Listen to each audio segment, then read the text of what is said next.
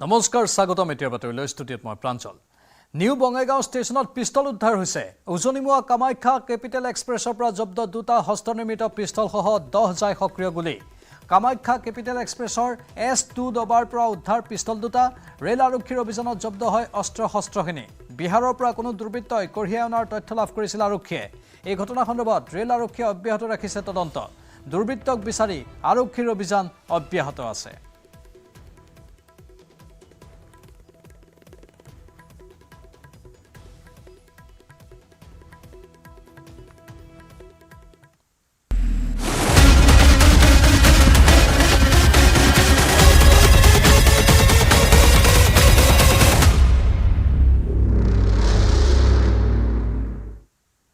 কলিয়াবৰৰ জখলাবন্ধাত জীৱশ্ৰেষ্ঠৰ নৃশংসতাৰ বলি হোৱা বনৰজাৰ অৱস্থা অতি শোচনীয় হৈ পৰিছে বৰ্তমানেও কলঙৰ পাৰত অবখ হৈ পৰি আছে ঢেকিয়াপতীয়া বাঘটো বিয়লি 2 বজাৰ পৰা কলঙৰ পাৰতে অৱস্থান কৰি আছে আঘাতপ্ৰাপ্ত বাঘটোৱে দিনৰ ভাগত মানুহৰ হিলাবৰ্ষণ খেদাখেদিত গুৰুতৰভাৱে আঘাতপ্ৰাপ্ত হৈছিল বাঘটো কাজিৰঙাৰ লগতে স্থানীয় বন বিভাগে পহৰা দি আছে বাঘটো ইফালে বন বিভাগৰ জালকে ধৰি প্ৰয়োজনীয় সা-সঁজুলি নথকাৰ বাবে বাঘটোক এতিয়াও চিকিৎসা কৰিব পৰা নাই বুলি নগাঁৱৰ বন সংমণ্ডল বিষয়াই জানিবলৈ দিছে ইফালে বন বিভাগ আৰু আৰক্ষীৰ লোকৰ উপস্থিতিত কেনেদৰে একাংশ উন্নত লোকে বাঘটোক আক্ৰমণ কৰিবলৈ পালে তাক লৈ উত্থাপন হৈছে প্ৰশ্ন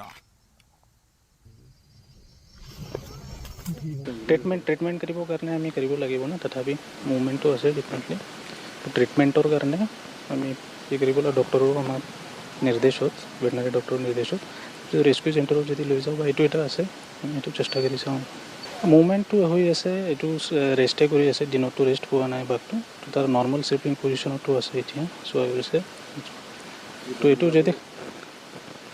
এইটো যদি কণ্টিনিউ হয় এইটো আমি এটেম্পটো ল'ব পাৰোঁ আৰু আহিছে দৌৰিছে সংঘৰ্ষ এটা হৈছে আৰু তো এতিয়া ইভিনিঙৰ পৰা যেতিয়া হৈছে এতিয়া is in resting position good resting position doctor মতে যদি অকণমান এইটো কৰিলে আমি এতিয়া এইটো ল'ব পাৰোঁ আৰু এটেম্পটো ল'ব মানে ইয়াতে থাকোঁতে হেৰি হ'ব ট্ৰিটমেণ্টটো হয় তাত ওচৰত গৈ আৰু এইটোতো এটা ডিচিশ্যন ল'ব লগা হ'ব বাট আমি গোটেই প্ৰিপেয়াৰ্ড হৈ আছোঁ আৰু বাকী নেট আৰু এইকেইটা বস্তু লাগিব এইটো সামগ্ৰীটো আনিব লগা হৈছে এইটো আহি আছে তেওঁলোক ইফালে কলিয়াবৰৰ বাঘ আক্ৰমণ কাণ্ডক তীব্ৰ গৰিহণা প্ৰকৃতিপ্ৰেমীৰ বন বিভাগৰ লোকৰ উপস্থিতিতে ৰাইজে কেনেকৈ বাঘক আক্ৰমণ কৰাৰ সুযোগ পালে তাক লৈ উত্থাপন হৈছে প্ৰশ্ন যি সময়ত বন্যপ্ৰাণী সংৰক্ষণৰ বাবে ঠায়ে ঠায়ে সজাগতাৰ সৃষ্টিৰ চেষ্টা কৰি অহা হৈছে বন্যপ্ৰাণী সুৰক্ষাৰ বাবে ভিন্ন সংস্থাই ভিন্ন উদ্যোগ গ্ৰহণ কৰিছে তেনে সময়ত বাঘটোক আক্ৰমণ কৰা ঘটনাক সহজভাৱে ল'ব পৰা নাই প্ৰকৃতিপ্ৰেমীয়ে কলিয়াবৰৰ বাঘ আক্ৰমণ কাণ্ডক লৈ ফেচবুক পোষ্ট দিলে কলিয়াবৰৰ এজন প্ৰকৃতিপ্ৰেমীয়ে বাঘটোক যিকোনো প্ৰকাৰে হ'লেও বচোৱাৰ আহ্বান জনালে প্ৰকৃতিপ্ৰেমীজনে বাঘটোৱে দুয়োটা চকুৰ লগতে সমগ্ৰ মুখমণ্ডল আৰু দেহৰ ভিন্ন প্ৰান্তত আঘাত পোৱাৰ কথাও উল্লেখ কৰে প্ৰকৃতিপ্ৰেমীজনে সময়ত উচিত ব্যৱস্থা গ্ৰহণ নকৰিলে বাঘটোৰ মৃত্যু অনিবাৰ্য বুলিও উল্লেখ কৰে ফেচবুক পোষ্টত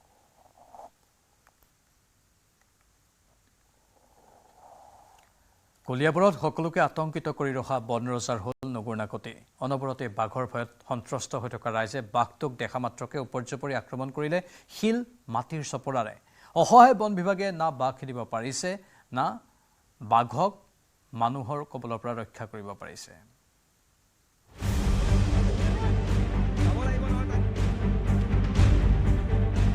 মঙলদৈত বাঘৰ সন্ত্ৰাস অব্যাহত পুনৰ বাঘৰ আক্ৰমণত গুৰুতৰভাৱে আহত হ'ল গয়া দলগাঁৱৰ কাছমাৰী সোণাৰী গাঁৱত বাঘৰ আক্ৰমণৰ বলি হ'ল জাহেদ আলী নামৰ লোকজন এদিন পূৰ্বে দৰঙৰ খাৰুপেটীয়াৰ চৰাঞ্চলত এজন খেতিয়কক আক্ৰমণ কৰিছিল ওৰাং ৰাষ্ট্ৰীয় উদ্যানৰ পৰা ওলাই অহা বাঘে বুধবাৰে পুনৰ বাঘে আক্ৰমণ কৰিলে জাহেদ আলী দলগাঁৱৰ অন্তৰ্গত দলগাঁও থানাৰ অন্তৰ্গত যিটো কাছমাৰী সোণাৰী গাঁও এই গাঁওটো আমাৰ অতি পিছপৰা গাঁও কিন্তু এতিয়া ইয়াত ৰাতিপুৱা যিটো বাঘ ওলাইছে বাঘে যিটো আহি আমাৰ সাধাৰণ মানুহৰ লগত যি ধান কাটি আছে বা আজিকালি ধাননি পথাৰ ধান কাটিব পকি গৈছে সেই সময়তো ধান কাটি থকা সময়তে বাঘে আহি আক্ৰমণ কৰে ঘটনাস্থলীত বন বিভাগৰ লোক উপস্থিত হয় যদিও বাঘটো খেদিবলৈ সক্ষম হোৱা নাই যাক লৈ আতংকই বিৰাজ কৰিছে দলগাঁৱৰ কাছমাৰী সোণাৰী গাঁৱত আনহাতে কলিয়াবৰতো অব্যাহত আছে বনৰজাৰ আতংক কাৰফিউ জাৰি হোৱা কলিয়াবৰত বাঘ খেদিবলৈ নিশাও বন বিভাগে চলালে অভিযান। ফটকা ফুটাই বনৰজাক খেদাৰ চেষ্টা বন বিভাগৰ। বিগত 2টা দিন কলঙৰ পাৰত অৱস্থান কৰি থকা বাঘটো টপহোলাৰ এডৰা হাবিত গাহৰি ফাৰ্মৰ সমীপতে অৱস্থান কৰি আছে। বাঘক খেদিবলৈ হাতে হাতে লাঠি জোং লৈ ওলাই আহিল স্থানীয় ৰাইজো। আমাৰ প্লেন মতে বাঘটো খেদি অহা হৈছিল জেচিপি দি আৰু ভিতৰত আমাৰ সহকৰ্মী আৰু ৰাইজৰ সহযোগত। সেই অনুপাতে টপাহোলাকে চাৰিআলিটোৰ ওচৰই পাই গৈছিল। আমি শিলঘাটৰ পৰা যিটো জখলা মানে সংযোগী ৰাস্তা আমি 2 চাইডে বন্ধ কৰি লৈছোঁ যাতে জনসাধাৰণৰ অসুবিধা নহয় আৰু বাঘটো যাতে ৰাস্তা দি কোনো মানুহক আক্ৰমণ নকৰাকৈ সুকলমে পাৰ হৈ যাব পাৰে। ফটকা ফুটাই হাতীমূৰাৰ দিশে বাঘটো খেদাৰ চেষ্টা কৰিছে বন বিভাগে। ইফালে বাঘটো যোৱাৰ পথ মুকুলাবলৈ সাময়িকভাৱে যাতায়াত বন্ধ কৰি দিয়া হয় শিলঘাট জখলাবন্ধা PWD পথ। বন্ধ কৰি দিয়া হয় মিৰিভেটি তিনিআলিৰ সকলো ব্যৱসায়িক প্ৰতিষ্ঠানৰ লাইট। 2টা দিন ধৰি সন্ত্ৰাস চলাই থকা ঢেকীয়াপতীয়া বাঘটোক বনাঞ্চললৈ খেদি পঠোৱাৰ চেষ্টা অব্যাহত ৰাখিছে বন বিভাগে। কিন্তু ঘনে ঘনে চুং সলাই থকা বাঘটোক খেদি পঠোৱাত বাৰে বাৰে বিফল হৈছে বন বিভাগ।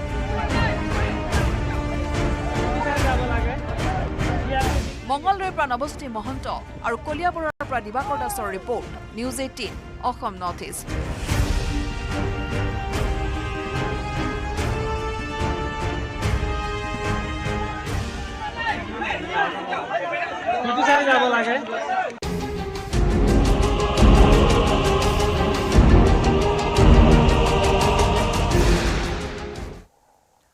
গুৱাহাটী মহানগৰীত পুনৰ মৰেল পুলিচিঙৰ ঘটনা।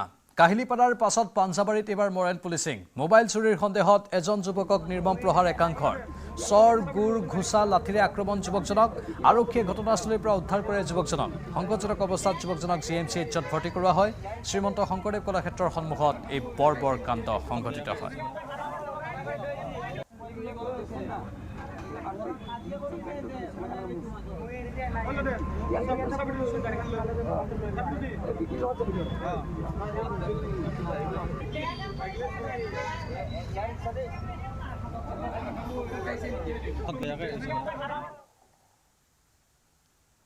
বকুৰ শিশু পৰ্যবেক্ষণ গৃহত কিশোৰৰ মৃত্যু। বকুৰ বনগাঁৱত সংঘটিত হৈছে এই ঘটনা। কিশোৰজনৰ হাতত স্পষ্ট ৰূপত আছে আঘাতৰ চিন। মৃত্যু হোৱা কিশোৰজন নদবমাৰ ৰজপালী। 8 নৱেম্বৰৰ পৰা কিশোৰজনক ৰখা হৈছিল পৰ্যবেক্ষণ গৃহত। পল্টন বজাৰ আৰক্ষীয়ে গতাইছিল পৰ্যবেক্ষণ গৃহত। 18 নৱেম্বৰত অসুস্থ কিশোৰজনক ভৰ্তি কৰোৱা হৈছিল GMCHত। সেইদিনা নিশাই পৰ্যবেক্ষণ গৃহলৈ অনা হৈছিল কিশোৰজনক। বুধবাৰে পৰ্যবেক্ষণ গৃহলৈ আহি পুত্ৰৰ খবৰ লয় পিতৃয়ে, কিন্তু পিতৃ উভতি যোৱাৰ কিছু সময়ৰ পিছতেই মৃত্যু হয় কিশোৰজনৰ। আজি আমি চাবলৈ আহিছিলোঁ, 1টা বজাত আহি পাইছোঁ। আহি কিনে ল'ৰাটো ভাল ল'ৰা পাইছোঁ। কথা বতৰা মায়েকো কথা পাতিছে, ময়ো কথা পাতিছোঁ। ল'ৰাই কি ধুনীয়া কৰি আমাৰ লগত কথা পাতিছে। আমি থৈ কেনে গুচি গ'লোঁ। ছাৰে ক'লে যে তুমি যোৱা, শুকুৰবাৰে তুমি কোৰ্টত আহিব লাগিব, আহিবা, তোমাৰ চব কিছু কৰি দিম। তো আমি গুচি গ'লোঁ। বিজয়নগৰ পাৰ হোৱাৰ লগে লগে ছাৰে ফোন কৰি কৈছে যে তুমি মেডিকেলত আহা। মেডিকেলত আহিছোঁ। আহি কিনে চাওঁ যে মোৰ ল'ৰা মৰি গৈছে। কিয় বেমাৰ হৈ আছিলে নেকি? বেমাৰ মানে কি, ড্ৰাগছ খাইছে আগতে অলপ চলপ, সেইটোৰ কাৰণে নেকি কি বা হৈছে মই আৰু ক'ব নোৱাৰোঁ ছাৰ। ড্ৰাগছ অলপ চলপ খাইছিলে, খোৱাৰ কাৰণে চুৰ টুৰ কৰিছিল। কৰাৰ পিছত থানাত দিছিলে, থানাৰ পৰাই ইয়াতে পঠাই দিছে। বহিৰাজ্যৰ কুখ্যাত অপৰাধীৰে ভৰিছে মহানগৰী। মহানগৰ আৰক্ষীৰ জালত বহিৰাজ্যৰ অপৰাধী। চোকা অস্ত্ৰ দেখুৱাই ডকাইতি কৰিবলৈ আহি জালত পৰিল অপৰাধী। ধৃত ডকাইতটো মহাৰাষ্ট্ৰৰ থানেৰ ৰাজ খান। আদাবাৰীৰ এঘৰত চুৰি কৰিবলৈ সোমাইছিল ডকাইতটো। ঘৰটোত সেই সময়ত নাছিল কোনো লোক। সন্দেহজনক লোকজনক দেখি চুবুৰীয়াই খবৰ দিয়ে আৰক্ষীক। আৰক্ষীয়ে গৈ হাতে লোটে ধৰে অভিযুক্ত ৰাজ খানক। আৰক্ষীৰ জেৰাত সকলো স্বীকাৰ কৰিছে ধৃত ৰাজে মহানগৰীৰ কেইবাটাও বাসগৃহত ডকাইতি কৰাৰ অভিযোগ উত্থাপন হৈছে। কলকাতা হৈ গুৱাহাটীলৈ আহিছিল ৰাজ খান। কলকাতাত এক গোচৰত গ্ৰেপ্তাৰ হৈ 20 দিন পূৰ্বে ওলাইছিল জেলৰ পৰা।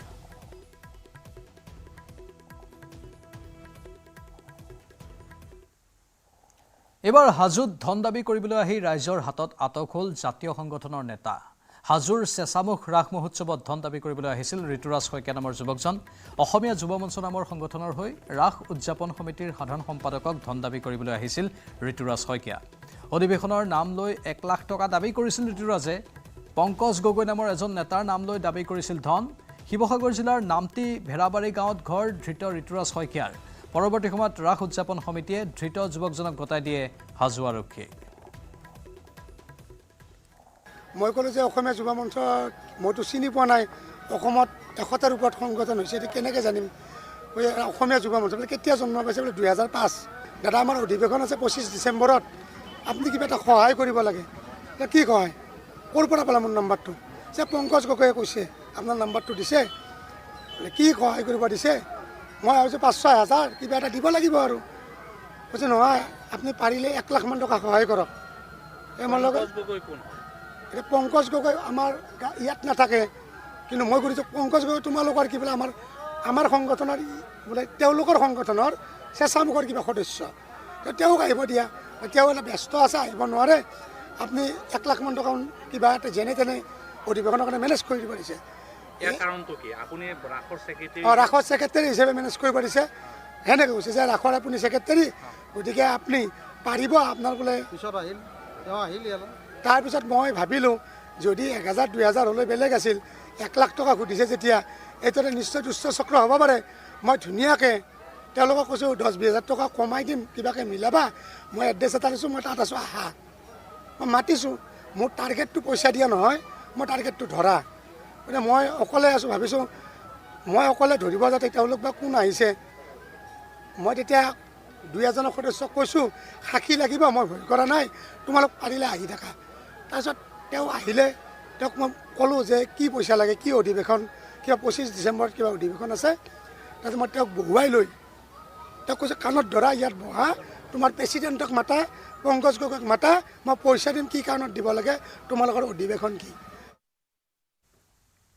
আৰু এই মুহূৰ্তৰ এক ব্ৰেকিং নিউজ। লখৰাৰ ৰাস মহোৎসৱত বিস্ফোৰণ, নাইট্ৰজেন চিলিণ্ডাৰ বিস্ফোৰণ হৈ অভাৱনীয় পৰিস্থিতি। বিস্ফোৰণত ছিগিল এজন লোকৰ 2খন ভৰি। ডাঙৰ খবৰ এই মুহূৰ্তৰ। লখৰাৰ ৰাস মহোৎসৱত বিস্ফোৰণ হৈছে, নাইট্ৰজেন চিলিণ্ডাৰ বিস্ফোৰিত হৈ অভাৱনীয় পৰিস্থিতিৰ উদ্ভৱ হৈছে। বিস্ফোৰণত ছিগিল এজন লোকৰ 2খন ভৰি। আহত লোকজনক ক্ৰিটিকেল কেয়াৰ হস্পিটেলত ভৰ্তি কৰোৱা হৈছে। ৰাস আৰু ৰাসক লৈ উৎসাহ উদ্দীপনা সৰ্বত্ৰ। আৰু গুৱাহাটী মহানগৰীৰ লখৰাটো এইকেইদিন ব্যাপক ভিৰ হৈছে, বহু লোক গৈছে, আৰু তাৰ মাজতেই হঠাৎ বিস্ফোৰণৰ খবৰ। লখৰাৰ ৰাস মহোৎসৱত এই বিস্ফোৰণ, নাইট্ৰজেন চিলিণ্ডাৰ বিস্ফোৰিত হৈ অভাৱনীয় পৰিস্থিতিৰ উদ্ভৱ হৈছে। বিস্ফোৰণত ছিগিল এজন লোকৰ 2খন ভৰি। আহত লোকজনক ক্ৰিটিকেল কেয়াৰত ভৰ্তি কৰোৱা হৈছে। আমাৰ সাংবাদিক উৎপল হালৈ ফোনলাইনত আছে। উৎপল, আৰু অধিক তথ্য বিচাৰিছোঁ।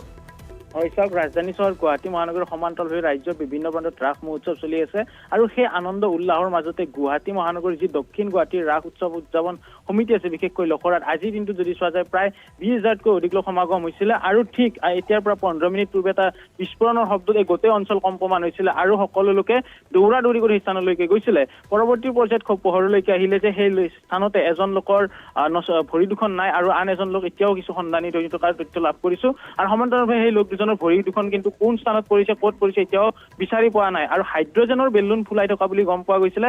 হাইড্ৰজেন বেলুনৰ যি ধৰণৰ চিলিণ্ডাৰ থাকে, সেই চিলিণ্ডাৰ বিস্ফোৰণ হৈছিলে। সেইজন ব্যৱসায়ী আছিল নে প্ৰকৃততে নে ৰাস খাব লোক আহিছিলে, সেই কথা এতিয়ালৈকে পোহৰলৈকে অহা নাই।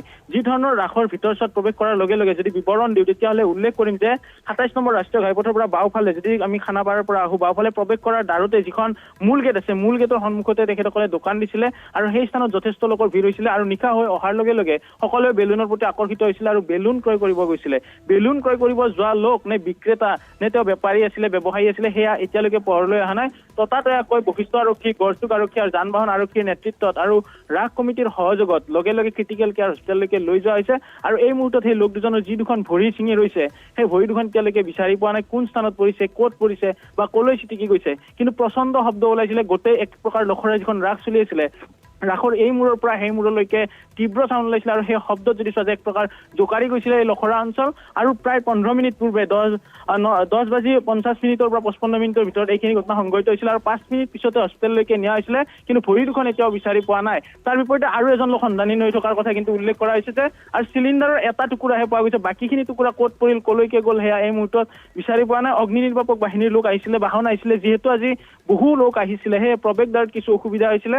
আৰু সমান্তৰাল বিশেষভাৱে এই লখৰা ৰাসত এইবাৰ যদি চোৱা যায় প্ৰত্যেক দিনে প্ৰায় 20ৰ পৰা 30,000তকৈ অধিক লোক সমাগত হৈছে, যাৰ ফলত কিছু যান জঁট হোৱা পৰিলক্ষিত হৈছিলে। এম্বুলেন্স আহোঁতে কিছু বাধাৰ সৃষ্টি হৈছিলে যে প্ৰৱেশ কৰিব পৰা নাছিলে, তেনেধৰণৰ ঘটনা সংঘটিত হৈছে। আৰু পুনৰ উল্লেখ কৰিছোঁ যে ৰাজধানী চহৰৰ গুৱাহাটী মহানগৰীৰ লখৰাত থকা দক্ষিণ গুৱাহাটী ৰাস উদযাপন সমিতিৰ উদ্যোগত অনুষ্ঠিত হোৱা ৰাসত আজি এক অঘটন সংঘটিত হৈছে। কিছু সময় পূৰ্বে এই মুহূৰ্তলৈকে সেইগৰাকী বিক্ৰেতা আছিল নে ৰাস চাবলৈ অহা লোক আছিল সেয়া কিন্তু পৰলৈকে অহা নাই। কিছু সময় পিছতহে তেখেতৰ নাম পৰিচয় উদ্ধাৰ হ'ব আৰু তেতিয়া আমি জনাই যাবলৈ চেষ্টা কৰিম। কিন্তু এই মুহূৰ্তত উল্লেখ কৰিছোঁ যে যিগৰাকী লোক আঘাতপ্ৰাপ্ত হৈছে তেওঁৰ কিন্তু দুয়োখন ভৰি বিনষ্ট হৈ যোৱা বুলি এক প্ৰকাৰ খবৰ পাইছোঁ। আৰু সমান্তৰালভাৱে যি ভিজুৱেল দেখুৱাইছোঁ সেই ভিজুৱেল চাই কিন্তু অনুমান কৰিব পাৰি।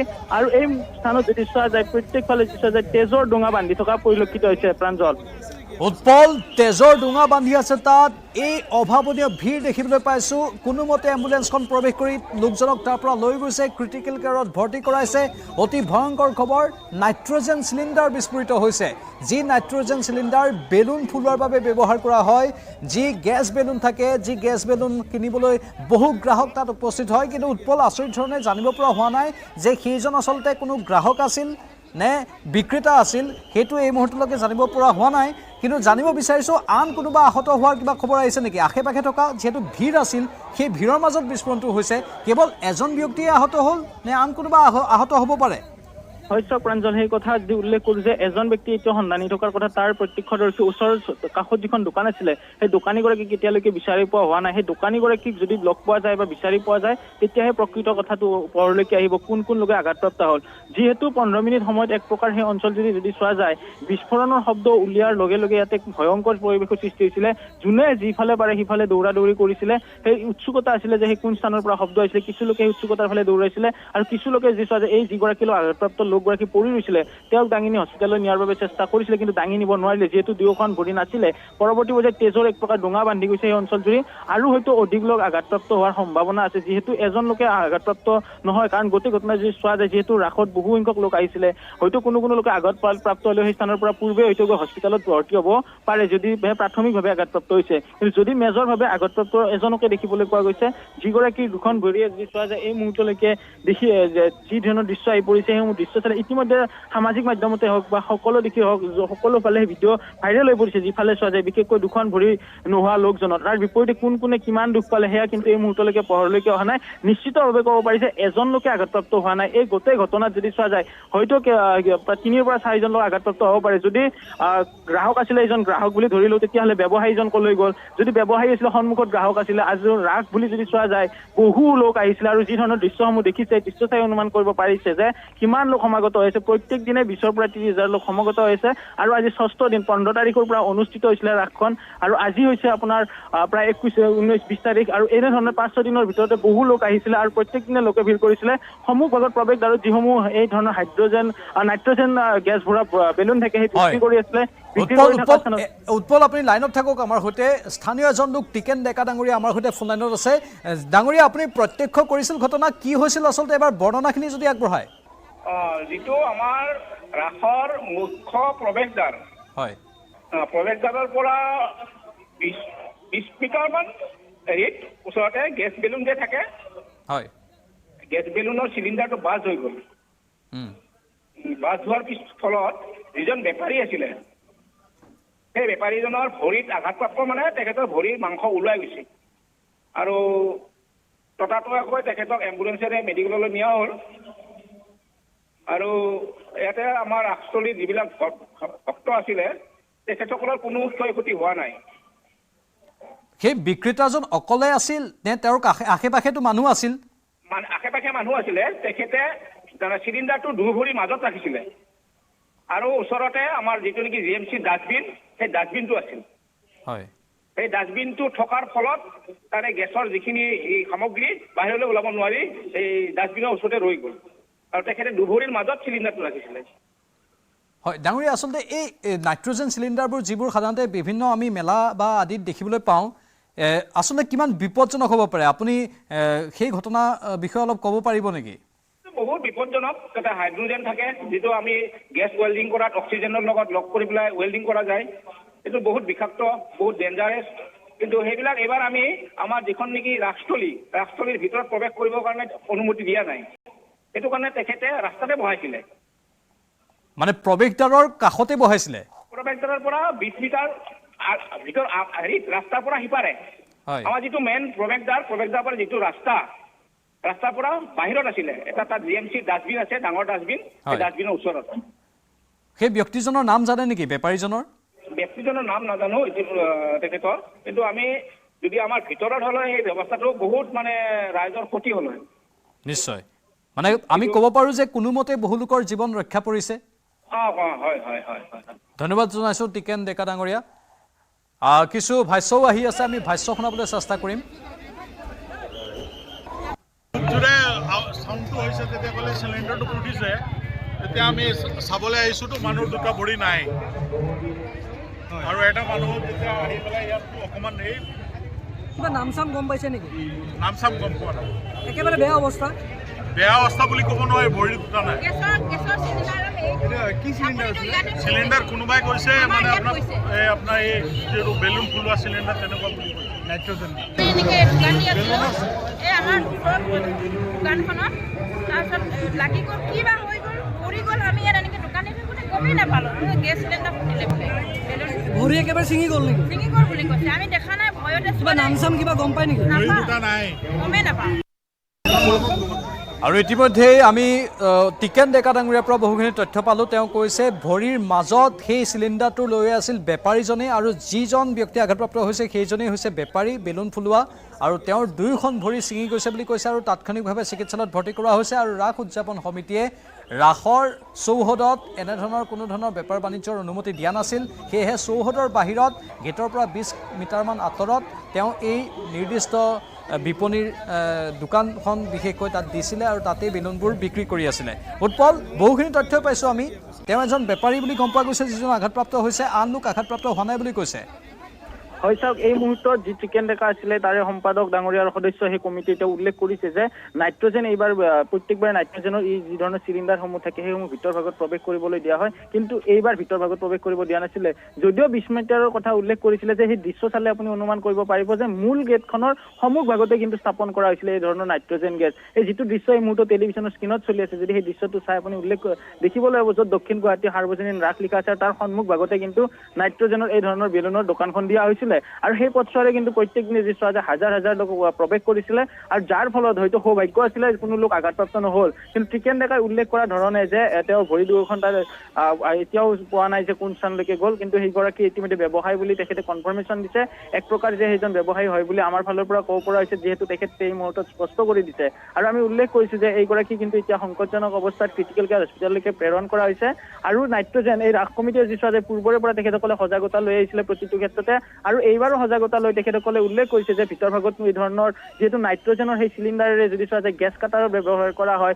বিশেষকৈ ৱেল্ডিঙত ব্যৱহাৰ কৰা হয় গাড়ীৰ যেতিয়া সেই জইন দিব লগা হয় তেতিয়া ব্যৱহাৰ কৰা হয় সেইসমূহ ভিতৰ ভাগলৈকে তেখেতসকলে প্ৰৱেশ কৰিব দিয়া নাছিলে বৰ্জন কৰিছিলে এক প্ৰকাৰ সেই বৰ্জন কৰাৰ বাবে বাহিৰত এনেধৰণৰ ব্যৱসায়ীসকলে নিজৰ মুনাফাৰ বাবে স্থাপন কৰিছিলে আৰু স্থাপন কৰাৰ বাবে এনেধৰণৰ ঘটনা সংঘটিত হ'ল আৰু সেই যিটো নাইট্ৰজেন যদি আমি গেছ থকা চিলিণ্ডাৰটোৰ কথা উল্লেখ কৰোঁ প্ৰাঞ্জল তেতিয়াহ'লে আমি প্ৰায় যিসমূহ মেলাত গওঁ বা দেখিবলৈ পাই বা আপুনিও দেখে যে সেই নাইট্ৰজেন চিলিণ্ডাৰটোত সময়ে সময়ে কিন্তু পুৰা বস্তা এটা দিয়া যায় যে পানী ভৰি থকা বস্তাৰে সেই এটা মেৰিয়াই লাৰু কৰি থৈ দিয়া যায় যাতে সেইটো গৰম হ'ব নোৱাৰে সেনেধৰণৰ ব্যৱস্থা কৰি থকা কিন্তু দেখিবলৈ পোৱা যায় আৰু আজি কিন্তু সেই স্থানত কিন্তু সেই বস্তাটো এতিয়া হয়তো এই বিস্ফোৰণত হয়তো দূৰলৈকে উৰি যাব পাৰে কিন্তু বস্তাটো দেখিবলৈ পোৱা নগ'ল আৰু এই মুহূৰ্তত উল্লেখ কৰিছোঁ যে লখৰাৰ ৰাসতে অঘটন সংঘটিত হৈছে যি কথা কমিটিৰ সদস্যই এই মুহূৰ্তত উৎপল জীৱনৰ তেওঁলোকে এক প্ৰকাৰ জীৱনৰ প্ৰতি কোনো ধৰণৰ গুৰুত্ব নিদি জীৱনটোক এক প্ৰকাৰ বন্ধকত ৰাখি এই কাম কৰাৰ নিচিনা হৈছে এই বেপাৰীবোৰে হয় চাওক যিহেতু জীৱনৰ কথা থাকে তাৰণাৰ কথা থাকে দৈনন্দিন উপাৰ্জনৰ কথা থাকে তেনেধৰণে এক প্ৰকাৰ তেখেতসকলৰ হয়তো ঘৰ সংসাৰ চলি আছিলে আৰু তেওঁ সেই ঘৰ সংসাৰৰ বাবে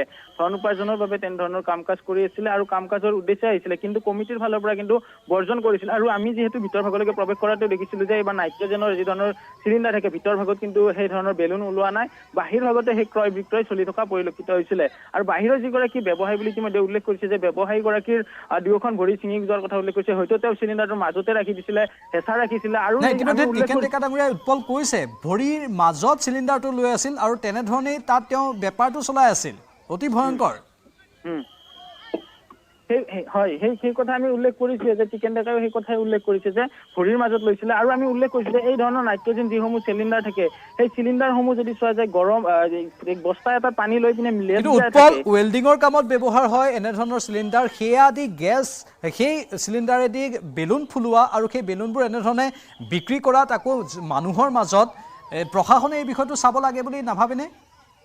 হয় ছাৰ, এই কথাটো ক'ব লাগিব যে একেবাৰে ৰাজখনৰ যি মূল দুৱাৰ আছে, মূল দুৱাৰৰ পৰা 10 ফুট আঁতৰত ৰাস্তাটো ইপাৰ আৰু সিপাৰে মূল প্ৰৱেশৰ সিপাৰে এই ধৰণৰ চিলিণ্ডাৰটো বহাইছিলে আৰু সন্মুখেৰে আৰক্ষী প্ৰশাসনৰ লোক আহি আছিলে, সন্মুখত হস্পিটেল আছিলে আৰু দুখনকৈ থানা দিনত পৰে, বিশেষকৈ বশিষ্ঠ আৰক্ষী থানা হওক, গড়চুক আৰক্ষী থানা হওক আৰু দিছপুৰ ৰাজচক্ৰ বিষয়াৰ কাৰ্যালয়, এতিয়া যিহেতু এইটো ৰাজ্যিক জিলা সমপৰ্যায়ৰ জিলা কাৰ্যালয় হৈছে সেইটোৰ অধীনত পৰে। দুৰ্যোগ প্ৰশমন বিভাগৰ কাৰ্যালয় বশিষ্ঠত আছে, বিদ্যুৎ বিভাগৰ কাৰ্যালয় বশিষ্ঠত আছে। প্ৰতিটো বিভাগে কিন্তু তন্নতন্নকৈ চোৱাৰ প্ৰয়োজন আছিলে। তেখেতসকলে এই ধৰণৰ ব্যৱস্থা পূৰ্বৰে পৰা, যিহেতু আজি তেখেতে দোকানখন দিয়া নাই, প্ৰত্যেক দিনে হয়তো দি আছিলে সেই স্থানতে, সেইবাবে সেই নিৰ্দিষ্ট স্থানখিনি পাইছে। যিহেতু এখন ডাঙৰ মেলা হয় বা ডাঙৰ আপোনাৰ ৰাসস্থলী, সেই ৰাসস্থলীৰ নিৰ্দিষ্ট স্থান পাবলৈকে বহুখিনি প্ৰচেছ থাকে। কিন্তু তেখেতসকলে উল্লেখ কৰিছে যে ভিতৰ ভাগত তেওঁ দোকানখন বনায়, বাহিৰত বহাব লাগিলেও হয়তো বহু লোকৰ পৰা তেওঁ অনুমতি ল'ব লগা হয়। সেই স্থানত বহোৱাৰ পিছতে চৰকাৰ প্ৰশাসনৰ দুৰ্যোগ প্ৰশমন বিভাগ হওক বা SDR যি ধৰণৰ নিয়মাৱলী আছিলে সেয়া নিশ্চয় উলংঘা কৰিছে, যাৰ ফলত এই ধৰণৰ ঘটনা সংঘটিত হ'লে সেয়া লাগিলে দুৰ্যোগ বুলিয়ে যি ধৰা যায় বা আইন প্ৰকাৰে যি ধৰা যায় বা এই ধৰণৰ ঘটনা কিন্তু পুনৰ প্ৰত্যাহ্বান কৰিলে বা গুৱাহাটী মহানগৰীকে নহয় সমগ্ৰ ৰাজ্য এতিয়া প্ৰকাৰ এই ধৰণৰ ৰাসৰ মাজতে কিন্তু এক আনন্দ উল্লাহৰ বন্যাৰ মাজতে কিন্তু যদি চোৱা যায় হৈছেও দেখিবলৈ পোৱা গ'ল মহানগৰীৰ লখৰা ৰাসত। উৎপল, আপোনাক আমি ধন্যবাদ জ্ঞাপন কৰিছোঁ। আমি ভাষ্যখিনি আকৌ এবাৰ শুনাই লৈছোঁ, স্থানীয় লোকসকলে কি কৈছিল। চাউণ্ডটো হৈছে তেতিয়া ক'লে চিলিণ্ডাৰটো ফুটিছে, তেতিয়া আমি চাবলৈ আহিছোঁতো মানুহ দুটা ভৰি নাই আৰু এটা মানুহ যেতিয়া আহি পেলাই ইয়াত অকণমান এই কিবা নাম চাম গম পাইছে নেকি? নাম চাম গম পোৱা নাই। একেবাৰে বেয়া অৱস্থা। বেয়া অৱস্থা বুলি ক'ব নোৱাৰি, ভৰি দুটা নাই। চিলিণ্ডাৰ কোনোবাই কৈছে মানে আপোনাৰ এই যিটো বেলুন ফুলোৱা চিলিণ্ডাৰ তেনেকুৱা বুলি কৈছে, নাইট্ৰজেন। আমাৰ দোকানখনত তাৰপিছত লাগি গ'ল, কিবা হৈ গ'ল, পৰি গ'ল। আমি ইয়াত এনেকৈ দোকানে থাকোঁতে গমেই নাপালোঁ গেছ চিলিণ্ডাৰ ফুটিলে বোলে। ভৰি একেবাৰে ছিঙি গ'ল নেকি? ছিঙি গ'ল বুলি কৈছে, আমি দেখা নাই, ভয়তে কিবা নাম চাম কিবা গম পাই নেকি? গমেই নাপাওঁ। আৰু ইতিমধ্যে এই সমগ্ৰ বিষয়বোৰক লৈ এতিয়া স্থানীয় লোকসকলৰ মাজত চাঞ্চল্যৰ সৃষ্টি হৈছে। ইতিমধ্যে ৰাস উদযাপন সমিতিয়ে স্পষ্টভাৱে কৈছে যে তেওঁলোকে ৰাস উদযাপনস্থলীত আৰু চৌহদত কোনো ধৰণৰ এনে বেপাৰৰ বাবে অনুমতি দিয়া নাছিল, কোনো এনেধৰণৰ বিক্ৰেতাক তাত আহিবলৈ দিয়া নাছিল। কিন্তু সেই নিৰ্দিষ্ট বিক্ৰেতাজনে গেটৰ বাহিৰতেই বা গেটৰ কাষতেই সেই বিক্ৰী কেন্দ্ৰটো স্থাপন কৰি লৈছিল। বেলুনবোৰ তাত সেই নিৰ্দিষ্ট নাইট্ৰজেন মেচিনৰ জৰিয়তে ফুলাই আৰু সেই বেলুনবোৰ বিক্ৰী কৰে। আমাৰ জ্যেষ্ঠ সাংবাদিক দীপাংকৰ দাস আছে ফুল লাইনত। দীপাংকৰ, অতি ভয়ংকৰ এটা ঘটনা, বিস্ফোৰিত হৈছে এটা চিলিণ্ডাৰ আৰু সেই বিস্ফোৰণত যিজন বিক্ৰেতা তেওঁৰ দুয়োখন ভৰি ছিঙি গৈছে। প্ৰাঞ্জল, প্ৰথম কথা যিটো শব্দই এক প্ৰকাৰ আতংক পৰিৱেশ সৃষ্টি কৰিছে আৰু লখৰাৰ ৰাসখনক লৈ বিশেষভাৱে গুৱাহাটী মহানগৰবাসীয়ে গৌৰৱ কৰে আৰু লখৰা ৰাসখনক লৈ বহুজন লোকে খুব ওচৰৰ পৰা দৌৰি এক প্ৰকাৰ চাবলৈ আগবাঢ়ি আহে। কিন্তু সেই ৰাসখনতে এই যিটো ঘটনা সংঘটিত হৈছে সঁচাকৈ এটা ভয়ংকৰ ঘটনা। এই মুহূৰ্তত গোটেই ৰাসত এক প্ৰকাৰ যি ধৰণৰ এটা সাংঘাতিক ভিৰ থাকে, আমি জানো যে পুৱতি নিশালৈ লখৰা ৰাসখনত এক প্ৰকাৰ জনসমুদ্ৰৰ নিচিনা পৰিৱেশ সৃষ্টি হয়। কিন্তু ক্ৰমে কোনো এজন লোক, কোনো ভক্ত হওক, দৰ্শনাৰ্থী হওক, বৰ্তমান লখৰা ৰাসত এক প্ৰকাৰ অনুপস্থিতি দেখিবলৈ পোৱা গৈছে।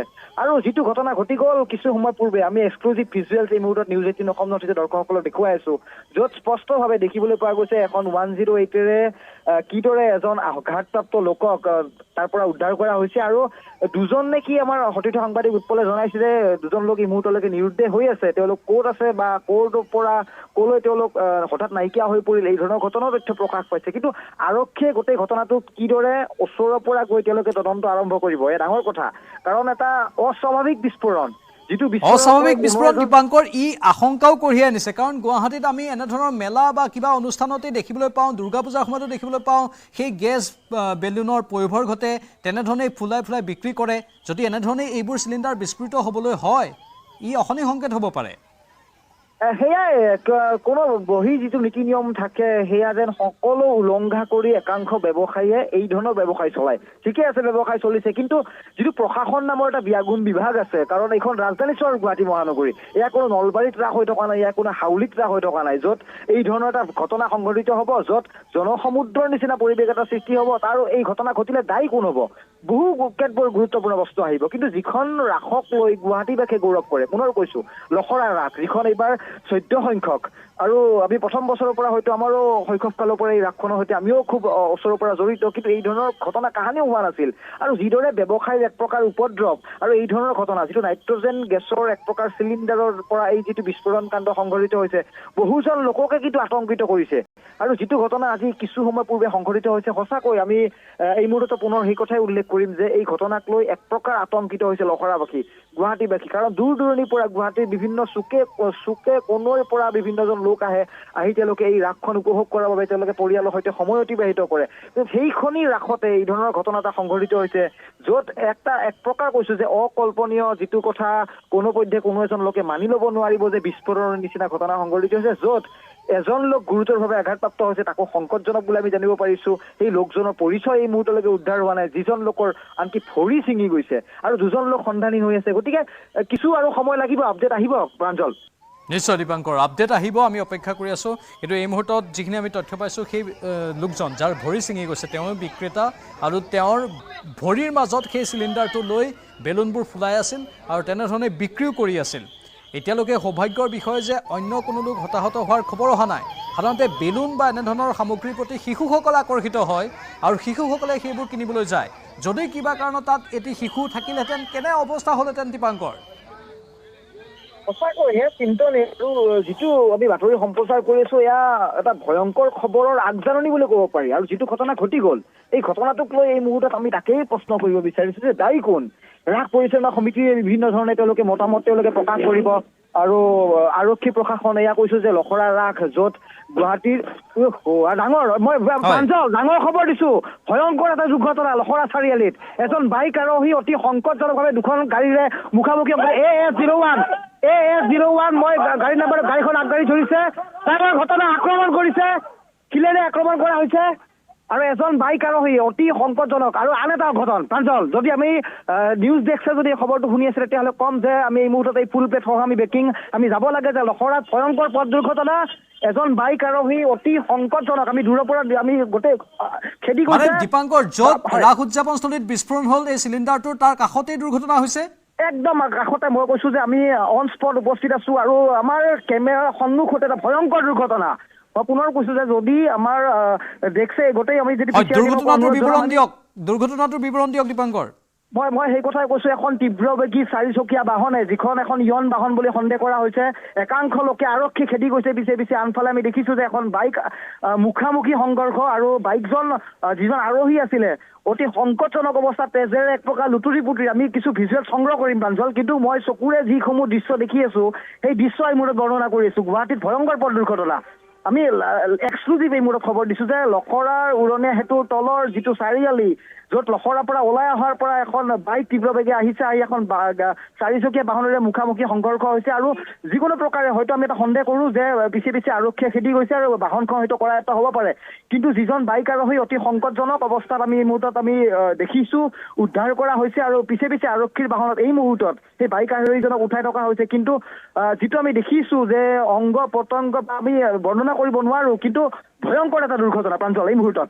নিশ্চয় ধাৰাবাহিকভাৱে দুৰ্ঘটনা, আৰু প্ৰথমে বিস্ফোৰণ লখৰা ৰাস উদযাপনস্থলীত বা তাৰ কাষত, তাৰ পাছত এতিয়া এটা দুৰ্ঘটনাৰ খবৰ, অতি দুৰ্ভাগ্যজনক। আৰু ইতিমধ্যে এজন লোকৰ অৱস্থা সংকটজনক হৈছে চিলিণ্ডাৰ বিস্ফোৰণৰ ফলত, আৰু আনটো দুৰ্ঘটনাত এজন যুৱকৰ অৱস্থাও সংকটজনক বুলি আমি গম পাইছোঁ। মুঠতে লখৰা অঞ্চলত এতিয়া এক অচলাৱস্থাৰ সৃষ্টি হৈছে।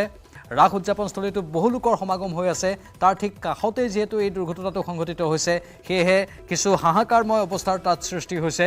দীপাংকৰ, আৰু অধিক তথ্য বিচাৰিছোঁ আমি। তাত আৰক্ষীৰ ব্যৱস্থা আছে, ট্ৰেফিক আৰক্ষীয়ে হওক বা মহানগৰ আৰক্ষীৰ আন জোৱানসকলেই হওক, তেওঁলোকে সকলো দিশ ভালদৰে চাই আছে। তাৰ মাজত এইবোৰ অঘটন ধাৰাবাহিকভাৱে সংঘটিত হৈছে, অতি আচৰিত হ'বলগীয়া কথা। সেয়াই আৰক্ষীৰ লোকচাপৰ সন্মুখত আপুনি আৰক্ষী ইয়াত মই দেখিছো তেওঁলোকে পিছে পিছে বাহনখন কৰিছে। মই দুই এটা ভিডিঅ' ফটোগ্ৰাফ মই ৰিপৰ্টলৈ প্ৰেৰণ কৰিছো। যদি আমাৰ দেশে যদি সহযোগিতা আগবঢ়ায় তেতিয়াহ'লে নিশ্চয় আমি ভিডিঅ'টো দেখুৱাবলৈ সক্ষম হ'ম যে এটা ভয়ংকৰ দুৰ্ঘটনা য'ত লখৰা ৰাসৰ ঠিক মূল দুৱাৰ দলিত বুলি কৈছিল যে মই দুৱাৰ দলিত এটা ভয়ংকৰ পথ দুৰ্ঘটনা সংঘটিত হৈছে। বাইক এখন অতি বিচ্ছিন্ন অৱস্থাত এই বাইকখন এইবোৰ আৰক্ষী উদ্ধাৰ কৰিছে। আৰু আমি দেখিছো দিছপুৰ এচিপি গৰাকী এইবোৰ ঘটনাস্থলীত আহি উপস্থিত হৈছে। দিছপুৰ এচিপি গৰাকী আহি উপস্থিত হৈছে আৰু গোটেই ঘটনা এক প্ৰকাৰ নিয়ন্ত্ৰণ কৰাৰ বাবে এক প্ৰকাৰ চেষ্টা চলাইছে। আৰু যিদৰে জনসমুদ্ৰ ধৰণৰ এটা পৰিৱেশ থাকে সেই পৰিৱেশৰ মাজত কিন্তু এটা বিস্ফোৰণ, আনফালে এটা ভয়ংকৰ পথ দুৰ্ঘটনা আৰু এই গোটেই কাহিনীটোক লৈ কিন্তু কিদৰে প্ৰশাসন মোকাবিলা হ'ব এই ধৰণৰ বিষয়ত লৈ কিন্তু আৰু মই দুৰ্ঘটনাৰ কথাটো পুনৰ বিৱৰণ কৰিম যে বাইক আৰু এইজন অতি সংকটজনক প্ৰাঞ্জল য'ত কথাটো আপুনি হয়তো প্ৰতিপদে থকা যিখন হাস্পতাল আপোনাৰ ৰাষ্ট্ৰলৈ প্ৰেৰণ কৰা হৈছে আৰু আৰক্ষী মোতায়েন কৰা হৈছে। কিছু এচিপি আহি পাইছে, গতিকে আৰক্ষী এটা কষ্ট হোৱা যেন লাগিছে প্ৰাঞ্জল। হয়, নিশ্চয় দুৰ্ঘটনাৰ এই সবিশেষ খবৰ আপুনি জনাই থাকিব। কিন্তু আমি বিস্ফোৰণৰ খবৰটোলৈ পুনৰ গৈছোঁ। যিটো বিস্ফোৰণ সংঘটিত হ'ল সেই বিস্ফোৰণটোত আন কিবা এংগল থাকিব পাৰে নেকি দীপাংকৰ?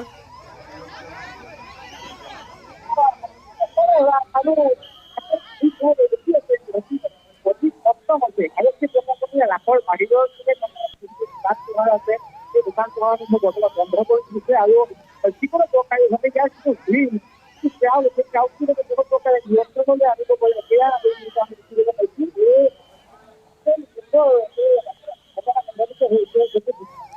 নিশ্চয় নিশ্চয় দীপাংকৰ লাইনত থাকিব আপুনি। আমাৰ আন এজন সাংবাদিক অসীম দত্ত বৰ্তমান ফোন লাইনত আছে।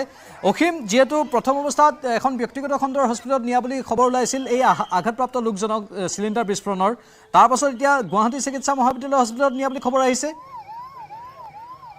নিশ্চয় ক্ৰিটিকেল কেয়াৰত এই মুহূৰ্ত পৰ্যন্ত সেই যিগৰাকী ব্যৱসায়ী সেই ব্যৱসায়ীগৰাকী অনা হোৱা নাই। কিন্তু ইয়াৰ বিপৰীতে পোনে পোনে GMCHলৈ লৈ গৈছে আৰু এই মুহূৰ্তত GMCHৰ কৰ্তৃপক্ষৰ সৈতে মই যিহেতু ফোনযোগে কথা পাতিছো আৰু সংকটজনক অৱস্থাত তেওঁক ইতিমধ্যে জৰুৰীকালীন যি বিভাগ আছে সেই বিভাগত ইতিমধ্যে তেওঁক আচলতে চিকিৎসা প্ৰক্ৰিয়া আৰম্ভ কৰিছে। কিন্তু ইতিমধ্যে কৰ্তৃপক্ষৰ যিগৰাকী লোকৰ সৈতে ইতিমধ্যে মই কথা পাতিছো তেওঁ মুকলিকৈ তেওঁ আচলতে কৈছে দুয়োখন ভৰি হয়তো তেওঁৰ অংগৰ পৰা আচলতে চেক কৰিব লাগিব, কাৰণ দুয়োখন ভৰি একেবাৰে ছিগি যোৱাৰ দৰে এক অৱস্থাৰ সৃষ্টি হৈছে। গতিকে লগতে তেওঁ কিন্তু এই মুহূৰ্তত অৱস্থা একেবাৰে সংকটজনক বুলি ইতিমধ্যে উল্লেখ কৰিছে। গতিকে ক'ব লাগিব এই মুহূৰ্তত সেইগৰাকী যিগৰাকী লোক ইতিমধ্যে আঘাতপ্ৰাপ্ত হৈছে সেই লোকগৰাকী আচলতে কেনে পৰ্যায়ত আছে বা কেনে পৰ্যায়ত তেওঁ থাকিব পৰৱৰ্তী সময়ত সেই কথা কিন্তু অতিকৈ লক্ষণীয় হৈছে। আৰু তাৰ সমান্তৰালভাৱে যদি কওঁ এই মুহূৰ্ত পৰ্যন্ত এই যি স্থানত এই ঘটনা সংঘটিত হৈছে এই ঘটনা সংঘটিত হোৱা স্থানত তেনেধৰণৰ কোনো বিশেষ আচলতে লোকৰ আচলতে কোনো ধৰণৰ এনেকুৱা হানি বিঘিনি হোৱা নাই। কিন্তু তাৰ বিপৰীতে কিছু কিছু সংখ্যক লোকৰ যিহেতু সেই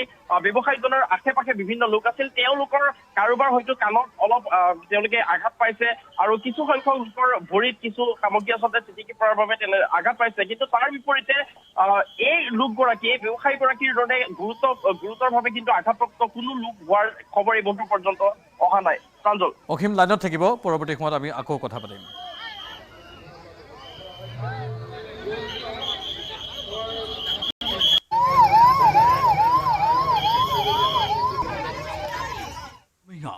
Presented by Italian olive oil আৰু ভেষজৰ গুণেৰে সমৃদ্ধ জেক olive oil body oil.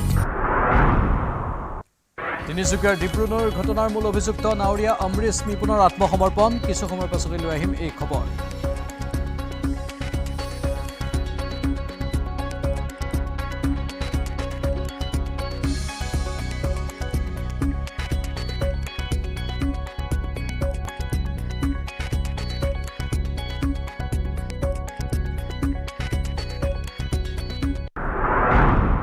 Coming up, presented by Italian olive oil আৰু ভেষজৰ গুণেৰে সমৃদ্ধ জেক অলিভ অইল বডি অইল।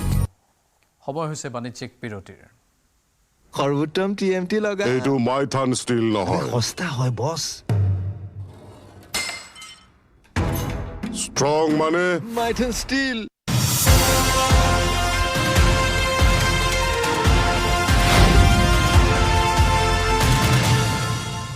সৰ্বোত্তম TMT লগা এইটো মাইথান ষ্টিল নহয়, সস্তা হয় বছ। ষ্ট্ৰং মানে মাইথান ষ্টিল। বন ৰজাৰ বিচৰণত শংকিত কলিয়াবৰবাসী বাঘৰ বাবে কলিয়াবৰত 163 ধাৰা জাৰি কৰিছে নিশাও বাঘৰ সন্ধানত এক্সকেভেটৰলৈ জংঘলত বন বিভাগৰ অভিযান বন বিভাগৰ চকুত ধুলি দি কলিয়াবৰত বন ৰজাই অব্যাহত ৰাখিছে বিচৰণ বন বিভাগ যদি দালে দালে বাঘ আকৌ পাতে পাতে মাইথান ষ্টীল নহয় সস্তা হয় বছ ষ্ট্ৰং মানে মাইথান ষ্টীল বন ৰজাৰ বিচৰণত শংকিত কলিয়াবৰবাসী বাঘৰ বাবে কলিয়াবৰত 163 ধাৰা জাৰি কৰিছে নিশাও বাঘৰ সন্ধানত এক্সকেভেটৰলৈ জংঘলত বন বিভাগৰ অভিযান বন বিভাগৰ চকুত ধুলি দি কলিয়াবৰত বন ৰজাই অব্যাহত ৰাখিছে বিচৰণ বন বিভাগ যদি দালে দালে বাঘ আকৌ পাতে পাতে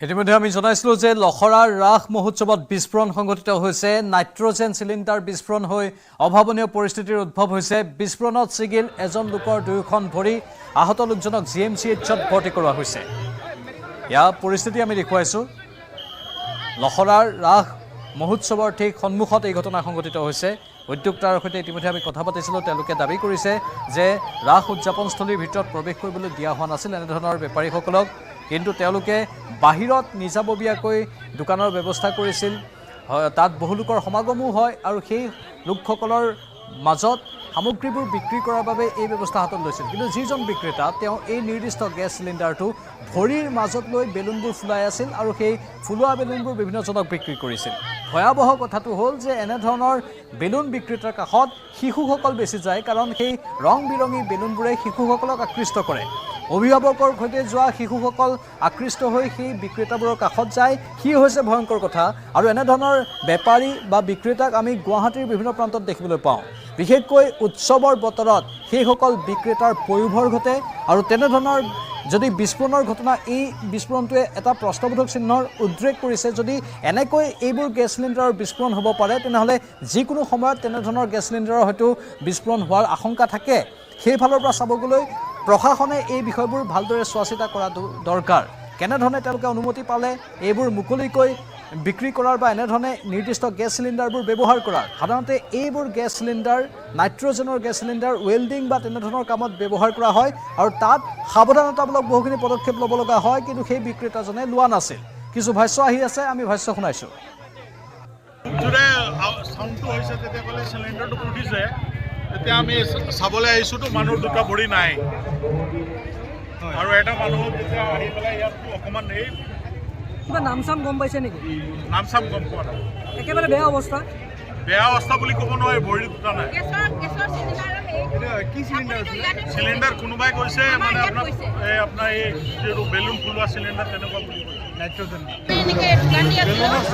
আমাৰ দোকানখনত তাৰপিছত লাগি গ'ল কি বা হৈ গ'ল পৰি গ'ল আমি ইয়াত এনেকৈ দোকানে থাকোঁতে গমেই নাপালোঁ গেছ চিলিণ্ডাৰ ফুটিলে বোলে ভৰি একেবাৰে ছিঙি গ'ল নেকি ছিঙি গ'ল বুলি কৈছে আমি দেখা নাই ভয়তে কিবা নাম চাম কিবা গম পাই নেকি গমেই নাপাওঁ আনফালে বিস্ফোৰণস্থলীত পুনৰ সংঘটিত হৈছে আন এক দুৰ্ঘটনা বাইক আৰু ইয়ন বাহনৰ মুখামুখি সংঘৰ্ষ দুৰ্ঘটনাত গুৰুতৰভাৱে আহত বাইক আৰোহীজন বিস্ফোৰণস্থলীৰ ঠিক সমীপতে আন এক পথ দুৰ্ঘটনা সংঘটিত হৈছে বাইক আৰু ইয়ন বাহনৰ মুখামুখি সংঘৰ্ষ হয় দুৰ্ঘটনাত গুৰুতৰভাৱে আহত হৈছে বাইক আৰোহী যুৱকজন মুঠতে একেটা স্থানতেই দুটাকৈ অঘটন সংঘটিত হৈছে এটা গেছ চিলিণ্ডাৰ বিস্ফোৰণ আন এটা দুৰ্ঘটনা গেছ চিলিণ্ডাৰ বিস্ফোৰণত বিক্ৰেতাজনৰ দুয়োখন ভৰি ছিঙি গৈছে আৰু তেওঁক GMCHত ভৰ্তি কৰোৱা হৈছে আৰু তাৰ ঠিক কেই মিনিটমান পাছত এটা দুৰ্ঘটনা সংঘটিত হ'ল যি দুৰ্ঘটনাত এজন যুৱকৰ অৱস্থা সংকটজনক আমাৰ সতীৰ্থ সাংবাদিক অসীম দত্ত আছে ফোন লাইনত অসীম প্ৰথমে গেছ চিলিণ্ডাৰৰ কথা লৈ আহিছোঁ গেছ চিলিণ্ডাৰ এনেধৰণে বিস্ফোৰিত হোৱাটো ভয়ংকৰ এটা বাৰ্তা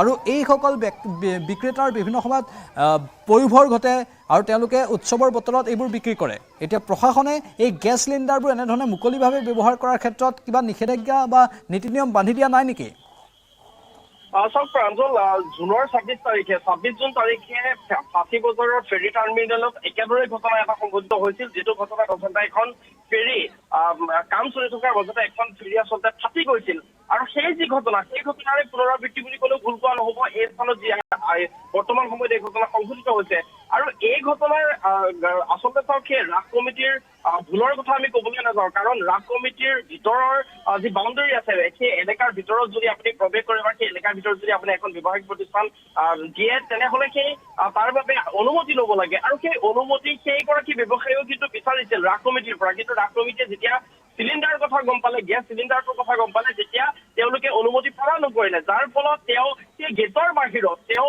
একাষৰীয়াকৈ আচলতে তেওঁ সেই যি ব্যৱসায় সেই ব্যৱসায় তেওঁ চলাই গৈছিল 15 তাৰিখৰ পৰা এই সমগ্ৰ আচলতে যি ৰাসৰ আয়োজন বা ৰাস অনুষ্ঠিত হৈছিল আৰু আজি 20 তাৰিখ অৰ্থাৎ 5 নম্বৰ দিন 5 নম্বৰ দিন এই 5টো দিনত এই যি আচলতে এগৰাকী ব্যৱসায়ী পূৰ্বৰ সময়ছোৱাত যেনেদৰে তেওঁ বাহাল ৰাখিছিল তেওঁৰ ব্যৱসায় ঠিক তেনেদৰে আজিও চলি আছিল কিন্তু হঠাৎ আচলতে এই যি বিস্ফোৰণৰ ঘটনা সংঘটিত হ'ল হয়তো তেওঁ ৰখিব নোৱাৰিলে কিন্তু গুৰুত্বপূৰ্ণ বিষয়টো হৈছে যে এই ধৰণৰ নাইট্ৰজেন বা নাইট্ৰজেনৰ এনে ধৰণৰ গেছ চিলিণ্ডাৰসমূহ এনেদৰে মুকলিকৈ ব্যৱহাৰ কৰাৰ ক্ষেত্ৰত আচলতে প্ৰশাসনে গুৰুত্ব দিব লাগিছিল প্ৰশাসনে নেদেখা নহয় আৰক্ষী বিভাগে নেদেখা নহয় আৰক্ষীৰ লোকসকলে যদিহে দেখিছিলে তেওঁলোকে এই সম্পূৰ্ণ প্ৰক্ৰিয়াটো বন্ধ কৰিব লাগিছিল আৰু প্ৰক্ৰিয়াটো বন্ধ নকৰাৰ বাবে কোনো ধৰণৰ গুৰুত্ব আৰোপ নকৰাৰ বাবে আজিৰ দিনটোত এই ঘটনা সংঘটিত হৈছে কিন্তু সৌভাগ্যৰ কথা যে কোনো ধৰণৰ এইগৰাকী ব্যৱসায়ীৰ বাহিৰে কোনো ধৰণৰ আন লোকৰ বেছি আচলতে চিৰিয়াছ কণ্ডিশ্যন তেনেধৰণৰ কোনো দেখা পোৱা নাই কিন্তু ইতিমধ্যে যি আমি বিভিন্ন লোকৰ সৈতে কথা পাতিছো তেওঁলোকে জনোৱা অনুসৰি সেই ব্যৱসায়ীগৰাকীৰ ওচৰত যিসকল লোক আছিল তেওঁলোকৰ বিভিন্ন লোকৰ আচলতে কাণত হয়তো আঘাত পাইছে কাৰণ চিলিণ্ডাৰটো প্ৰচণ্ড জোৰেৰে শব্দ কৰিছিল প্ৰচণ্ড জোৰেৰে শব্দ কৰি বিস্ফোৰণ হৈছিল আৰু অসীম প্ৰচণ্ড জোৰে যিকোনো বিস্ফোৰণৰ শব্দই অসমবাসীক অধিক আতংকিত কৰে অসমবাসী এনেধৰণৰ ভয়ংকৰ শব্দ আগতেও পাই থোৱাৰ তেওঁলোকৰ সেই ইতিহাসৰ সৈতে অসমবাসী অৱগত সেয়েহে এনেধৰণৰ ভয়ংকৰ অৱস্থাই শংকাৰ সৃষ্টি কৰে কাৰণ আলফাৰ প্ৰতিবাদ দিৱসো আহি আছে তেনে সময়তে হঠাৎ এনেধৰণৰ এটা অঘটন হোৱাটোৱে স্বাভাৱিকতেই সকলোকে চিন্তিত কৰিবই আৰু প্ৰশাসনৰ দায়িত্ব আছিল এইবোৰ বিষয় ভালদৰে চোৱা চিতা কৰাটো প্ৰশাসনৰ সম্পূৰ্ণৰূপে প্ৰশাসনৰ ভুল বুলি ক'ব লাগিব আৰু ইতিমধ্যে আপুনি যিটো আতংকৰ কথা কৈছে সেই আতংকটো এই মুহূৰ্তত আমি নিজৰ স্বচক্ষুৱে আমি দেখিছো স্বচক্ষুৱে আমি উপলব্ধি কৰিব পাৰিছো কাৰণ আমি যেতিয়া ক্ৰিটিকেল কেয়াৰ হস্পিটেলত প্ৰৱেশ কৰিছিলো ক্ৰিটিকেল কেয়াৰ হস্পিটেলত প্ৰৱেশ কৰাৰ সময়ত দেখিছিলো ক্ৰিটিকেল কেয়াৰৰ যিসকল কৰ্মচাৰী আছে তেওঁলোকৰ মাজত যিটো আতংকময় পৰিৱেশৰ সৃষ্টি হৈছিল কাৰণ কেইমিটাৰ বা কেইশ মিটাৰ মান দূৰতে আচলতে সেই ৰাস কমিটিখন আছিল বা ৰাস অনুষ্ঠিত হৈছিল গতিকে মানে অসীম প্ৰথম অৱস্থাত সকলোৱে কিবা কুটাঘাতমূলক কাৰ্য বা কোনোবা উগ্ৰপন্থী সংগঠনে ঘটোৱা বিস্ফোৰণ বুলি আশংকা কৰিছিল নেকি হয় চাওক প্ৰথমতে বোমা বিস্ফোৰণৰ দৰে ঘটনা সংঘটিত হৈছিল বুলি প্ৰায় সংখ্যক লোকে অনুমান কৰিছিল কিন্তু পিছত যেতিয়া বিভিন্ন লোকৰ পৰা যেতিয়া জানিব পাৰিছে যে চিলিণ্ডাৰ বিস্ফোৰণ হৈছে তেতিয়াই তেওঁলোকে উপলব্ধি কৰিছে আচলতে চিলিণ্ডাৰ বিস্ফোৰণ হোৱা বুলি কিন্তু প্ৰথম অৱস্থাত বোমা বিস্ফোৰণ ৰাসৰ যি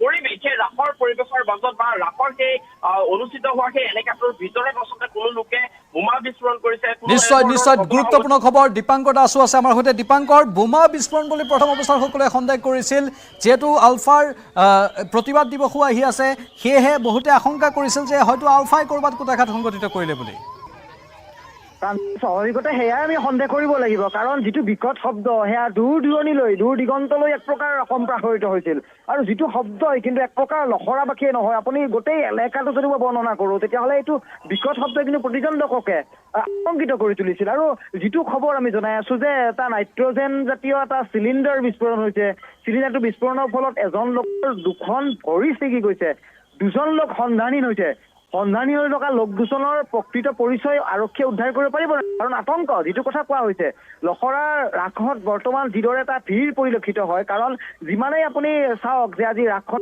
যি পঞ্চম দিনত ভৰি থৈছে 7 দিনীয়াকৈ এই ৰাসখন অনুষ্ঠিত কৰা হৈছে গতিকে গুৱাহাটীৰ যদি আপুনি গোটেই যিটো এলেকাটো চাই গুৱাহাটীৰ সৰ্ববৃহৎ ৰাস বুলি হিচাপে লখৰা ৰাসে নিজৰে স্থানেকি তেওঁ প্ৰদৰ্শন কৰে কিন্তু সেইখন ৰাসতে এই ধৰণৰ ঘটনা এটা সংঘটিত হৈছে যিটো ঘটনাই কোনো এজন লোকক কিন্তু সহজভাৱে কোনো ল'ব পৰা নাই আতংক লখৰা ৰাসৰ পৰা আমি এই মুহূৰ্তত মই লখৰাত উপস্থিত আছো আৰু লখৰাৰ আপুনি হাইৱে পৰিস্থিতি এই মুহূৰ্তত কেনেকুৱা তাত কাৰণ কিছু সময়ৰ পাছতে দুৰ্ঘটনাও সংঘটিত হ'ল এই মুহূৰ্তত তাত পৰিস্থিতি কেনেকুৱা অন কেমেৰা দুৰ্ঘটনা প্ৰাঞ্জল আপুনি মই যিটো দৃশ্য নিজ চকুৰে দেখিছো বা আমি যিটো কেমেৰাত বন্দী কৰিছো সঁচাকৈ ভয়ংকৰ যিজন যুৱক বাইক আৰোহীত বাইক চলাই তেওঁ নিজে এখন চাৰিচকীয়া বাহনেৰে মুখামুখি সংঘৰ্ষত লিপ্ত হৈছিল এতিয়া সেই যুৱকজনক ততাতৈয়াকৈ আৰক্ষীৰ বাহনত উঠাই নি তেওঁক সমীপৰ হস্পিটেলত ভৰ্তি কৰোৱা হৈছে যিখন বাহন ঘটনাস্থলীত হিট এণ্ড ৰান সংঘটিত কৰি তেওঁ পলায়ন কৰিছে সেই বাহনখনৰ পিছে পিছে স্থানীয় লোকৰ একাংশ লোক বাইক আৰক্ষীৰ বাহনলৈ খেদি যোৱা ধৰণৰ ঘটনা সংঘটিত হৈছে গতিকে আপুনি এটা আতংকময় পৰিৱেশ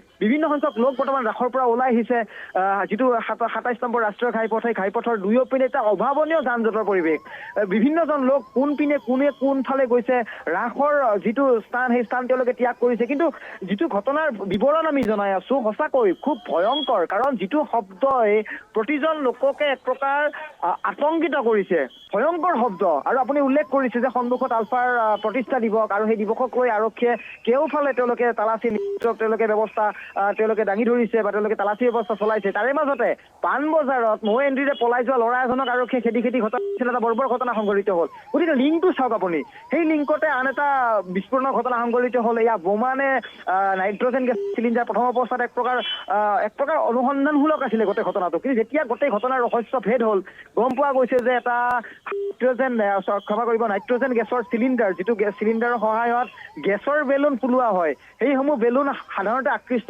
সৰু সৰু কণ শিশুসকলক গতিকে সেই ধৰণৰ পৰিৱেশৰ মাজত যেতিয়া এটা সেই ধৰণৰ চিলিণ্ডাৰ সেইটোৱে দীপাংকৰ আৰু অসীম সেইটোৱে হৈছে মূল বাৰ্তা বা ভয়ংকৰ এটা চিন্তাজনক খবৰ যে যি বেলুনৰ প্ৰতি শিশুসকল আকৃষ্ট হয় ইতিমধ্যে মই সেই কথা কৈছোৱেই যে এনেধৰণৰ বিক্ৰেতাই ৰং বিৰঙী বেলুনবোৰ বিক্ৰী কৰে তাকো নাইট্ৰজেন গেছ ভৰ্তি এনেধৰণৰ চিলিণ্ডাৰ লৈ যিবোৰ সঘনাই বিস্ফোৰণ হৈ থাকে আজিৰ পৰা কেইমাহমান পূৰ্বে আমি ফাঁচী বজাৰত এনে এটা বিস্ফোৰণ হোৱা দেখিবলৈ পাইছিলোঁ বা শুনিবলৈ পাইছিলোঁ আমাৰ বাতৰিও সম্প্ৰচাৰ হৈছিল তাৰপাছত এই ঘটনা আগতেও দুই এটা ঘটনা সংঘটিত হৈছে ইমানবোৰ পুনৰাবৃত্তি এনেধৰণৰ ঘটনাৰ তাৰপাছতো প্ৰশাসনে এই বিষয়বোৰৰ ক্ষেত্ৰত কেৱল সোপাঢিলা নীতি গ্ৰহণ কৰি থাকে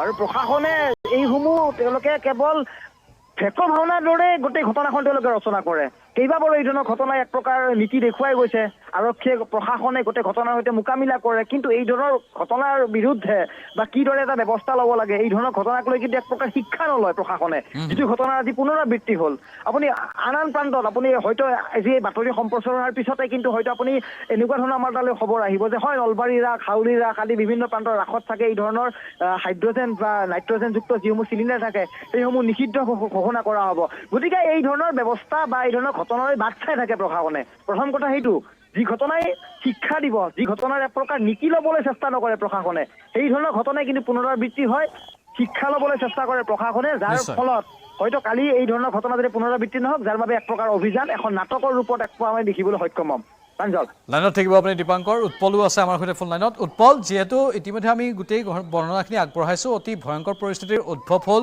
বৰ্তমানেও তাত উত্তেজনা বিৰাজ কৰি আছে এতিয়া এই শেহতীয়াকৈ দুৰ্ঘটনা এটাও সংঘটিত হৈছে উৎপল তাত হয় চাওক এই গোটেই ঘটনা দীপাংকৰ সতীৰ্থ ইতিমধ্যে কিছু বিশ্লেষণ কৰিছে বা বৰ্ণনা দিছে আৰু এই মুহূৰ্তত যদি তাত কিছু কথা সংলগ্ন কৰি দিছে ঠিক একেদৰে গুৱাহাটী মহানগৰীৰ অকল লখৰাৰ ৰাসে নহয় যে বিভিন্ন প্ৰান্তত যদিও কমিটিৰ ফালৰ পৰা এই নাইট্ৰজেনযুক্ত হওক বা হাইড্ৰজেনযুক্ত যি ধৰণৰ এই ধৰণৰ চিলিণ্ডাৰ থাকে প্ৰৱেশ বাধা কৰিছিলে কিন্তু প্ৰশাসনৰ কিন্তু দায়িত্ব আছিলে যে প্ৰত্যেক সপ্তাহতে তেখেতসকলে যদি চোৱা যায় আৰক্ষীবিলাকে ক্ৰাইম ৰিভিউ পাতে ঠিক একেদৰে দুৰ্যোগ প্ৰশমন বিভাগৰ ফালৰ পৰাও প্ৰত্যেক মাহৰে এটা নিৰ্দিষ্ট দিনত তেখেতসকলে এনেধৰণৰ সভা কৰে কিন্তু সেই সভাসমূহ তেখেতসকলে প্ৰকাৰ বন্ধ কোঠালিতে সীমাবদ্ধ ৰাখিছে তেখেতসকলে ফিল্ড ভিজিট অৰ্থাৎ যি ধৰণে তেখেতসকলে ফিল্ডত আহিব লাগিছিলে যে প্ৰতিখন ৰাস কমিটিয়ে কি ধৰণৰ ব্যৱস্থা কৰিছে কেনেকুৱা কৰিছে বা জিএমচিৰো কিন্তু কিছু দায়িত্ব আছিলে এক প্ৰকাৰ আমি দুৰ্গা পূজাৰ সময়ত দেখিছিলো যে জিএমচিৰ লোকে তদাৰক কৰি পৰিছিলে যে কোনখন ৰাসক পুৰস্কাৰ দিয়া হ'ব কোনখনে পৰিষ্কাৰ কৰিছে কোনখনে চাফ চিকুণ কৰিছিলে তাৰ বিপৰীতে ৰাসতকৈ তেখেতসকলে নিমাত হৈ থাকিলে সেয়া ডাঙৰ প্ৰশ্ন আৰু সমান্তৰালভাৱে দুৰ্যোগ প্ৰশমন বিভাগৰ কথা উল্লেখ কৰিছো তাৰ সমান্তৰালভাৱে যি ধৰণৰ অন্যান্য বিভাগসমূহ আছে তেখেতসকলে কিয় তদাৰক কৰা নাই যে এনেধৰণৰ ঘটনা সংঘটিত হোৱাৰ পিছতহে তেখেতসকলে এক প্ৰকাৰ উঠি পৰি লাগিব নেকি বিশেষকৈ সতীৰ্থ দীপাংকৰে উল্লেখ কৰিছে যে নলবাৰী ৰাসত দুদিন পূৰ্বে মই গৈছিলো হাউলি ৰাসত গৈছিলো তাতো কিন্তু এনেধৰণৰ নাইট্ৰজেনযুক্ত হওক বা হাইড্ৰজেনযুক্ত এই ধৰণৰ যি চিলিণ্ডাৰ থাকে গেছ ভৰোৱা বেলুন থাকে সেইসমূহ কিন্তু এক প্ৰকাৰ সকলো দিশে দিশে এক প্ৰকাৰ মুকলিকৈ বিক্ৰী হৈ আছিলে এই ধৰণৰ এই চিলিণ্ডাৰে কি ধৰণে এক প্ৰকাৰ এজনৰ জীৱনলৈকে অশনি সংকেত কঢ়িয়াই আনিব পাৰে এয়া কিন্তু এটা জল পট উদাহৰণ তাৰ পিছতো কি ধৰণৰ প্ৰশাসনৰ ফালৰ পৰা তেখেতসকলে শিক্ষা ল'ব বা দায়িত্ব পালন কৰিব সেয়া এই মুহূৰ্তত ডাঙৰ প্ৰশ্ন আৰু সমান্তৰালভাৱে কিছু সময় পূৰ্বে ২৭ নম্বৰ ৰাষ্ট্ৰীয় ঘাইপথত এক পথ দুৰ্ঘটনা সংঘটিত হৈছিলে আৰু যদি সেই দুৰ্ঘটনাৰ বিৱৰণ দিবলৈ যাওঁ যে এই লখৰা ৰাসত এইবাৰ যদি চোৱা যায় ২০ৰ পৰা ৩০,০০০ মানুহ প্ৰত্যেক দিনে গড় হিচাপত হৈছিলে আৰু যাৰ ফলত যদি মই পাৰ্কিঙৰ কথা উল্লেখ কৰোঁ যে লখৰা চাৰিআলিৰ পৰা যিটো নেপালী মন্দিৰ সংযোগী পথছোৱা আছে সেই পথছোৱাৰ লখৰাৰ পৰা বুধবৰীয়া বজাৰলৈকে এক প্ৰকাৰ পাৰ্কিঙৰ অভাৱ হৈছিলে তাৰ পৰা অনুমান কৰিব পাৰি যে কিমান লোক ইয়াতে সমাগত হৈছিলে আৰু এক প্ৰকাৰ সেই সকলো লোকৰ সাজুৰ বাবে আৰক্ষী প্ৰশাসনে হওক বা যান বাহন আৰক্ষীয়ে হওক বা দুৰ্যোগ প্ৰশমন বিভাগে হওক বা এইখিনি ক্ষেত্ৰত প্ৰাঞ্জল আৰু এটা কথা